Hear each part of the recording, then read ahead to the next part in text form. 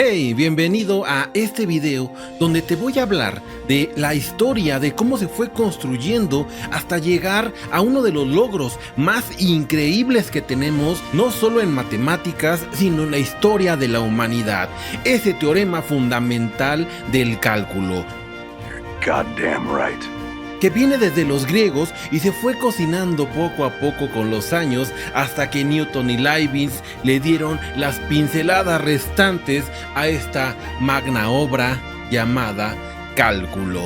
Esta información vale millones. Si el video te gusta, no olvides suscríbete, dale pulgar arriba, escribe un comentario y sobre todo, únete a los miembros del canal donde encontrarás 21 cursos de matemáticas universitarias. Ah, caray. Eso sí me interesa, ¿eh? Completamente académicos y desde cero. Pizarrón, ejercicios, demostraciones, teoremas. Solamente aprieta ese botón de unirte. Así que es momento de abrocharse los teoremas. Agarra tu bebida favorita porque te voy a contar la historia del teorema más importante del cálculo. Yo soy el Profe John y esto es Math Fucking Rocks.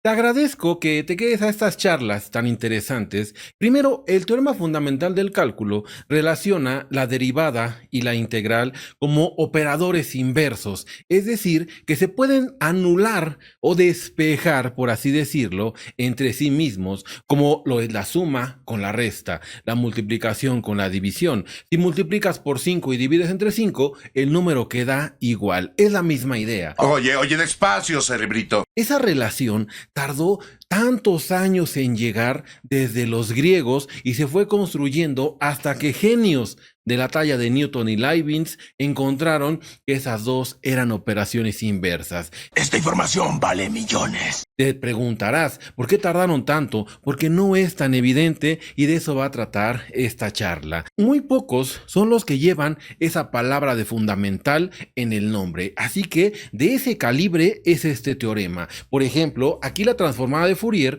no sería lo mismo, no podrías estar viendo este video si no tuviéramos el teorema fundamental del cálculo. No. Bueno, sí. Si no tuviéramos esa herramienta, esos logros que son de los momentos más épicos que ha tenido la humanidad. ¡Qué final épico, eh! Estaríamos corriendo atrás de jabalís para comérnoslos y la tecnología, como hoy la vemos, la mecánica de Newton, no hubiéramos llegado al espacio, no tendríamos nada. ¿Por qué lo dice tan brusco? Sin este teorema, así de importante. Entonces, vamos a esta charla y también te invito a que te unas a los miembros del canal. Aquí tengo un curso que se llama Análisis Real, que es para entender cómo se demuestra el teorema fundamental del cálculo. Aquí vas a encontrar la demostración matemática, pero para entenderla vas a necesitar todo un curso de matemáticas. Si estás muy en lo básico, toma mi curso de precálculo, después cálculo universitario nivel Harvard y ahora sí llega Análisis Real, donde te explico por qué funcionan las cosas en cálculo. Nadie se ha preocupado tanto por mí. Las demostraciones de todos estos teoremas, también tengo cursos de álgebra lineal, ecuaciones diferenciales, cálculo vectorial, toda la matemática que tú vas a ver en la universidad, aquí la tienes, son 21 cursos, hoy en día más de 2100 miembros pagan la membresía, serán los mejores $2 invertidos de tu vida. Así que acompáñame, únete a los miembros en lo que empieza esta maravillosa historia. Mi momento ha llegado. Para comenzar, vamos a dar ese salto cuántico a los griegos, que es por donde empieza casi toda la historia de la ciencia en la humanidad. Si bien es cierto que los babilonios, los egipcios, pero aquí empezamos con los griegos y con un cierto específico de problemas, los problemas de cuadratura. ¿Qué rayos es eso? En la matemática, muchos problemas han impulsado el desarrollo de la misma y esos problemas que dan a lo largo del tiempo y la solución para llegar a ese problema, la solución de ese problema, hay veces que ni siquiera es tan importante, sino lo que importa es toda la construcción, toda la matemática que se tuvo que desarrollar para resolver ese problema. Vaya, no encuentro fallas en su lógica. Los problemas de cuadratura, fíjate, es muy simple. Agarra cualquier polígono, cualquier figura geométrica y el problema es el siguiente. Dado, por ejemplo, un triángulo, ¿cómo yo construyo un cuadrado por eso se llaman problemas de cuadratura, construir un cuadrado que tenga la misma área que ese triángulo, por ejemplo, que ese rectángulo, que ese pentágono, que ese hectágono, pero la cosa es que solamente la puedo construir ese cuadrado que tenga la misma área que la figura que ya te di. No parece tan difícil. Agarra una liga y podemos agarrar una figura y hacer un cuadrado.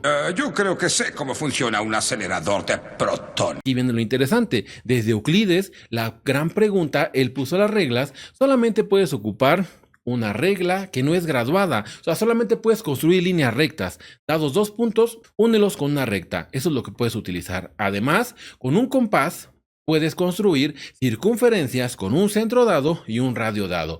Es decir, puedo hacer líneas, puedo hacer círculos y además intersecar esas figuras. Solamente con esas 3 cositas hay que estar cuadrando las cosas, las cuadraturas del círculo, del hexágono, etcétera, etcétera. Ahora, cuando empieza todo este tipo de problemas, los griegos ya sabían cuadrar cualquier figura o cualquier polígono regular. Es la mente más poderosa que nos hemos encontrado. Así de grandes eran, pero teníamos a lo largo del tiempo 3 problemas que ellos no pudieron resolver. Esos 3 problemas, ya lo mencioné, la cuadratura del círculo, que posteriormente llega Galois y dice, ¿sabes qué? No se puede hacer, ocupando teorías más debrayadas. Tenemos el segundo, la trisección de un ángulo. Dame un ángulo, pártelo en 3 ángulos iguales. Así de simple. Dado un cubo, ¿cómo duplicarlo? Hacerlo al doble de tamaño. Esos problemas que se fueron acarreando con el tiempo son los que van a empezar esta historia del teorema fundamental del cálculo. ¡Aún hay más! Llega uno de los genios más importantes de todos los tiempos, el gran Arquímedes, que él pudo cuadrar un segmento de la parábola. Esa parábola que tú conoces, y igual a x cuadrada. La simple, la que te pones en la escuela, hacer esos puntitos te ponen a tabular y que al final te queda toda horrenda. ¡Malditos débiles de cerebro! Ese fragmento de la parábola, el gran Arquímedes podía hacer la cuadratura de la misma con regla y con compás. También la famosa espiral de Arquímedes que sale en esa película cuando Spider-Man se enfrenta a Doctor Strange y lo atrapa ahí en el tiempo para fines del guión. Entonces, por un lado, tenemos la gente que estaba buscando cómo manipular áreas. Si tú ya eres habido del cálculo, sabes que el área tiene que ver y está relacionado con la integral. El universo es muy confuso realmente. Por otro lado, tenemos que Apolonio empieza a definir lo que son las tangentes en las curvas o en las figuras. Dado un punto en la curva o en la figura, vamos a trazar una recta que solamente pase por ese punto. Es tangente, no pasa ni corta por ningún otro lado. Aquí el problema, por ejemplo, con la espiral de Arquímedes era que si trazábamos esas tangentes, pues de repente chocaba de nuevo con la espiral. Bastante torpe, Milhouse. Y en ese momento, Apolonio empieza a definir esas tangentes a todas las curvas, a las cónicas que ya se conocían, circunferencia, elipse, parábola, etcétera, etcétera. Pero resulta que ese legado de los griegos, durante 1000 años, se considera que fue como su apogeo hasta el asesinato de Hipatía en marzo del año 415. ¿Por qué me persigue la desgracia? Y después, tristemente, pues llegan los romanos y ellos no dan aportaciones significativas a lo que es la ciencia y el arte, a nada. Ellos solamente fueron conquistadores. Sí es cierto que fueron buenos arquitectos, pero no hicieron nada por la ciencia. Tuvimos ese periodo, podemos decirlo así, de oscurantismo y pues no teníamos avances. Esa estafeta se le pasa a los griegos. Los griegos son los que empiezan a construir todo el álgebra. Tenemos a Al-Khwarizmi, a Bhaskara, el primero y el segundo, y pum, pum, pum, pum, pum, se empieza a construir toda el álgebra. Entonces, lo que es la parte de los griegos pasa a los árabes y después llegamos a lo que es el Renacimiento, que aparte de tener una revolución industrial, tenemos una revolución científica. ¡Qué trucazo!, ¿no? Tenemos, por ejemplo, la geometría analítica de René Descartes y lo que es Pierre de Fermat, donde empieza a hacer esa fusión entre la geometría y el álgebra. Y si te das cuenta, y si has llevado un curso de cálculo, muchas cosas, si no es que la gran mayoría de lo que se ve en geometría analítica, lo podemos hacer con cálculo. Podemos decir que la geometría analítica es como el padre del cálculo, son los antecedentes históricos. Así funciona la matemática. Cosa bonita, cosa bien hecha. tenemos también nuevas curvas que se podían estar construyendo. Tenemos curvas en el espacio, se empiezan a construir ese abanico de posibilidades. En ese nuevo renacer tenemos los logaritmos neperianos y el método de los infinitesimales, que va a dar pie a lo que vamos a estar llamando el teorema fundamental del cálculo. A darle átomos. Y de repente empiezan a hacer también una especie como de sectas matemáticas o sectas científicas, la Real Sociedad en 1660 en Londres y la Academia de Ciencias en 1666 en París. Ya era como los magios en Los Simpson. Y lo importante fue que se empezaron a hacer publicaciones en revistas científicas. Con esto estaban comunicados los hombres de ciencia a través de esos descubrimientos publicados en revistas. Ahora vamos con unos antecedentes a lo que es la integración, ya como la conocemos a partir de Newton y Leibniz. Tenemos al gran Galileo Galilei. Sí, y sin embargo se mueve. Cuando les dijo que en realidad a la ciencia se la pasaba por el arco del triunfo la iglesia, pero Galileo les dijo, y sin embargo se mueve. Ahí es cuando el discípulo de Galileo, que es Bonaventura Cavalieri, entra en esta historia. Y retomamos un poco lo que es el método de exhaustión de los griegos, que consiste en que, dada una figura, yo trato de aproximarla sin llegar al infinito, porque eso es importante. Los griegos le tenían miedo al infinito, si no es que ni siquiera lo conocían. Por ejemplo, una circunferencia la empiezo a aproximar el área con un triángulo, luego con un cuadrado, con un pentágono, con un hexágono. Voy haciendo ese método de exhaustión como lo acabas de ver. Y eso se lo debemos a Eudoxo, que es de allá de los griegos. Lo que hizo Cavalieri fue empezar a hacer algo similar, pero dada una figura, decía él que estaba construida a partir de rectas paralelas. Es como cuando va imprimiendo tu impresora. Tu impresora va pasando el cabezal y traza líneas, traza líneas, traza líneas. Ya cuando sale se va moviendo, se va construyendo a partir de líneas. Tenemos esa figura. Esa misma idea es lo que hizo Cavalieri. Pero sus líneas eran infinitamente pequeñas. Y aquí el nombre que le da, el método de los indivisibles. Con esas paralelas que están encimadas unas a otras, empieza a aproximar el área de las figuras geométricas o curvas en general. También teníamos el problema de la cuadratura de la cicloide de Roberval. Ahí de nuevo teníamos metido ese método de los indivisibles. Y ahora aparece el príncipe de los aficionados, ese que era abogado y en sus tiempos libres la rompía en matemáticas, Pierre de Fermat. Lo que hizo Fermat fue, en vez de pensarlos como paralelas, pegadas unas en otras, él empieza a decir, oye, ¿por qué no pueden ser rectángulos que tengan una longitud muy pequeñita? La idea es simple. Dada una curva, entonces lo divido en rectángulos más pequeños y al final sumo esas áreas. Esa es la misma idea que después evoluciona a lo que es la integral de Riemann, que se construye ya después del teorema fundamental del cálculo. Y aquí lo importante es que lo hizo con una progresión geométrica y, como puedes ver, esa construcción es de que un término, de que el enésimo término se multiplica por algún factor y así vamos construyendo esos rectángulos que se van haciendo cada vez más amoldados a la curva. Posteriormente también tenemos al gran Wallis, que si lo conoces por esa fórmula de Wallis, hace lo que es el método de exhaustión, pero ahora le mete la parte aritmética. Esas ideas se fueron cocinando y casi tenían la respuesta, pero les faltó dar ese paso que vamos a ver a continuación. Eso es en cuanto al desarrollo del área o de la integral.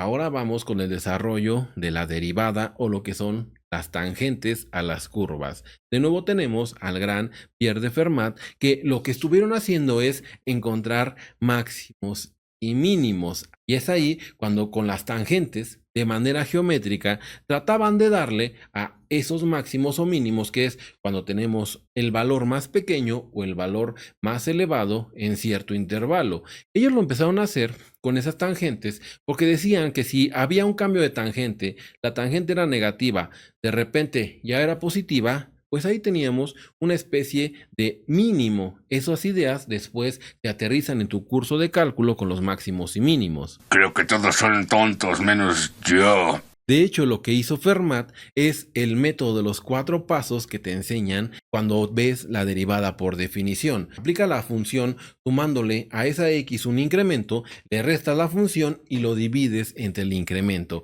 Ese trucazo que después cuando ocupamos límites y lo llevamos al infinito, llegamos a la derivada. Roberval y Torricelli empezaron a estudiar todo esto, pero de manera mecánica, ahí teniendo los 2 vectores, definiendo que el movimiento siempre se debía a 2 fuerzas que interactuaban, por ejemplo, en el eje horizontal y en el eje vertical. Cualquier movimiento eran 2 dimensiones y ahí andábamos con esos 2 vectores. Ocupando el método de la diagonal, hicieron unas tangentes que ayudaron a esa construcción histórica. Y esa tangente es hacia donde se estaba moviendo el objeto, porque recuerda que la derivada de la posición respecto del tiempo es la velocidad.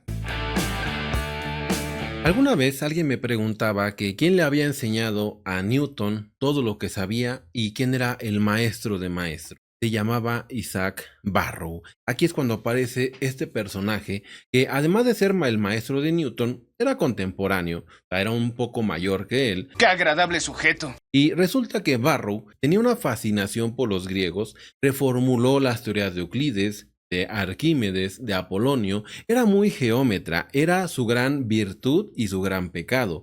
Cuando él empieza a trabajar el método de los infinitesimales, que posteriormente fueron muy criticados porque te decían, súmale una cantidad infinitamente pequeña. Era como creer en fantasmas, como decía el gran Berkeley. Realmente hasta que llega Cauchy, llega Riemann, llega Weierstrass, es cuando nos quitamos ese estigma en matemáticas y se ve la intuición del límite, esa definición de límite, y eso es uno de los logros en cálculo porque se ponen los cimientos que ya nunca se iban a volver a tambalear. O diferente a hablar de infinitesimales, de sumar cantidades como fantasmas, por así decirlo. ¡Maldito amarillista! Barrow llega a ese triángulo diferencial donde esos triángulos que empieza a formar con las tangentes en las curvas ya estaba demostrando que la derivada o la diferencial de una integral era la misma función, solamente que su noción o su visión geométrica no le daba ese plus para entender lo que estaba haciendo. Esos trabajos son los que se van puliendo después con su gran discípulo. Prácticamente tenía ahí el teorema y de hecho el teorema fundamental del cálculo también se le da el crédito al gran Barrow. Y ahora sí llegamos a los padres padrinos de todo esto. Isaac Newton, que en 1665 a 1666, 2 añitos que estuvo trabajando encerrado en su casa porque Cambridge estaba cerrado por la pandemia, como sucedió actualmente. Pero en este 2020 no tuvimos un genio como Newton, que a sus 24 años cuando se encierra es el prime de Newton. Así como Messi en el 2012 que metió como 50,000 goles. ¿Dónde está tu Mesías ahora, Flanders? Curiosamente tenían la misma edad, 24, 25 años. Sus prime, sus peak son increíbles. Newton, imagínate, desarrolla el cálculo, saca teorema del binomio, teorema de las series, fundamenta sus ideas de la mecánica, la ley de gravitación universal. El mismo Newton, 50 años después, ya en su vejez, admitía que ese fue su prime y donde desarrolló sus mayores ideas a lo largo de la historia. En ese confinamiento tenemos que es cuando Newton empieza a trabajar con el cálculo de su maestro Barrow. Era muy geómetra. Aquí es importante que también Barrow le pasó esa parte geométrica. Newton todo lo resolvía con geometría, pero como era un genio, vio más allá y es cuando se demuestra de diferentes formas. Por ejemplo, lo hace primero en el análisis, donde empieza a hablar de cuadratura y fluxiones. Tenemos 3 versiones diferentes del cálculo de Newton. Otra cosa que tenía Newton, la mala costumbre de hacerlo todo complicado para que nadie lo entendiera, y por eso también cuando Leibniz publica, Leibniz se populariza más porque era más fácil de entender, más ordenado. Aquí Newton entrega ese primero en 1669 a Barrow, pero lo hacía con infinitesimales. En 1667 y 1736 ya empieza a meter lo que él llamaba las fluxiones, que realmente pues son las derivadas. Al final de cuentas es la razón de cambio de lo que estaba trabajando. Él lo que tenía o su idea era construir la mecánica para entender al mundo, la mecánica newtoniana, para entender al mundo, desarrolla como herramienta el cálculo. Esas fluentes, que así le llamaba, y la razón de cambio, que eran las fluxiones. Todo eso para poder entender el universo. Y es ahí cuando tenemos la notación de Newton, que es X, 2 puntitos arriba, Y puntito arriba. Y por otra parte tenemos a Gottfried Wilhelm Leibniz, que él era un todólogo, un universalista, era abogado, político, economista, le hacía todo. Leibniz tenía una capacidad asombrosa para entenderlo todo. Y en 1672, en uno de esos viajes diplomáticos, porque también él estaba en las altas esferas aconsejando reyes, aconsejando gente que tomaba decisiones, conoce a Huygens. Entonces es cuando Leibniz dice, aquí hay algo llamado matemáticas. Qué interesante, voy a trabajar en ello. En esos 5 años desarrolló teorías tan increíbles que hoy en día todavía siguen sorprendiendo al mundo. También lo conocen en filosofía, en todos lados conocen a Leibniz. Imagínate si solamente se hubiera centrado a hacer matemáticas, qué logros hubiera encontrado. Es en 1673 y 1676 cuando él viaja a Londres y ve ese manuscrito de Newton, el del análisis, el que te dije que primero empezó a trabajar con infinitesimales. Es por eso que decían que se había robado la idea de Newton, pero resulta que no es así porque lo hicieron de manera diferente. Newton lo hace con geometría, Leibniz lo hace más formal, lo hace más detallado de la manera matemática. Y en esos 4 o 5 años es que desarrolla todo. El gran logro de Leibniz es que define esa diferencial sin ocupar esos infinitesimales que causaban tanto ruido. La misma notación, el d de x, esa notación de la integral que Leibniz, como lo vio como una suma, al final aterriza esas ideas de decir, bueno, para encontrar el área bajo una curva, voy a construir esos rectángulos y al final los voy a sumar. Esas sumas de rectángulos se las debemos al gran Leibniz. Pero el gran logro de ellos dos es darse cuenta que la parte de las fluxiones, la cuadratura, eran problemas que se podían aterrizar con la misma moneda.